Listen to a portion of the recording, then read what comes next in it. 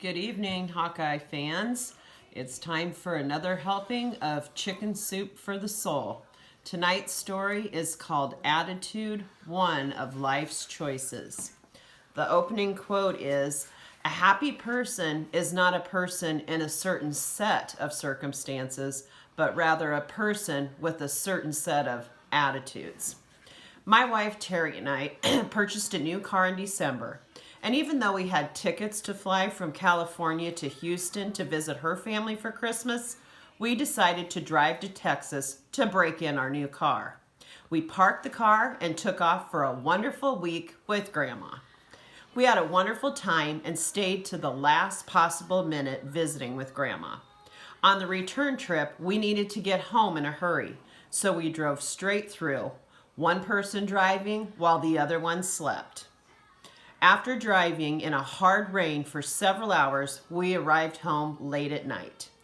We were tired and ready for a hot shower and a soft bed. I had the feeling that no matter how tired we were, we should unpack the car that night, but all Terry wanted was the hot shower and the soft bed. So we decided to wait and unload our car in the morning.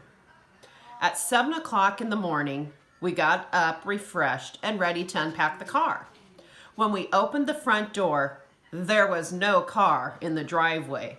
Terry and I looked at each other, looked back at the driveway, looked at each other, looked back at the driveway, looked at each other again. Then Terry asked this wonderful question, "Well, where did you park the car?"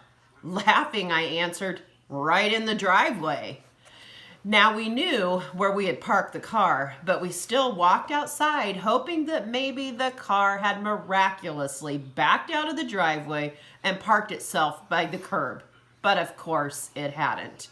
And I'm sure the husband is at this time thinking, we should have gone with my gut instinct to unpack the car the night before.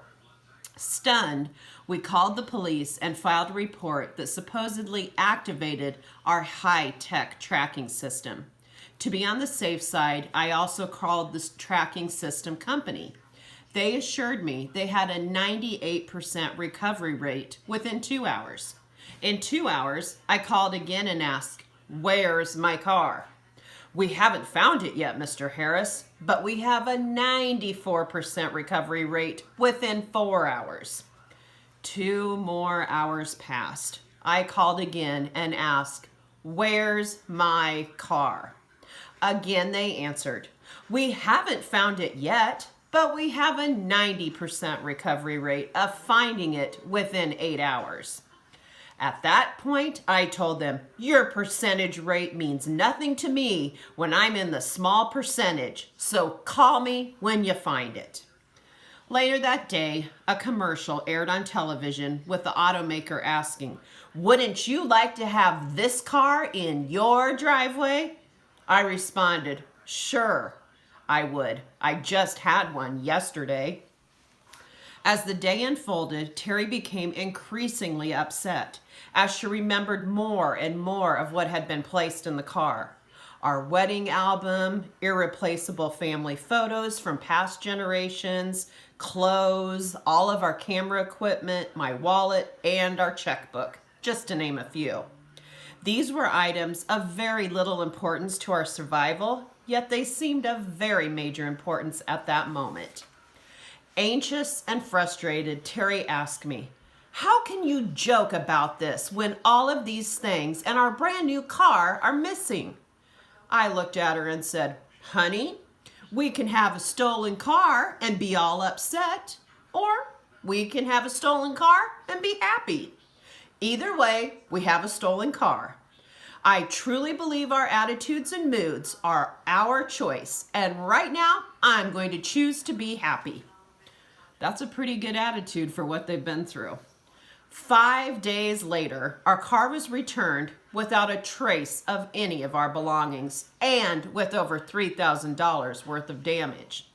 I took it to the dealer for repair and was happy to hear that they'd have it back to us within a week. At the end of that week, I dropped off the rental and picked up our car. I was so excited and relieved to have our own car back. Unfortunately, though, these things were short-lived. On our way home, I rear-ended another car right at our freeway exit ramp. It didn't hurt the car I ran into, but it sure hurt ours. And yes, you guessed it, another $3,000 worth of damage and another insurance claim. I managed to drive the car into our driveway, but when I got out to survey the damage, the left front tire went flat. As I was standing in the driveway, looking at the car, kicking myself in the tail for hitting another car, my wife arrived home. She walked up to me, looked at the car, and then at me. Seeing that I was beating myself up, she put her arm around me and said, "Honey, we can have a wrecked car and be all upset, or we can have a wrecked car and be happy. Either way, we have a wrecked car, so let's choose to be happy."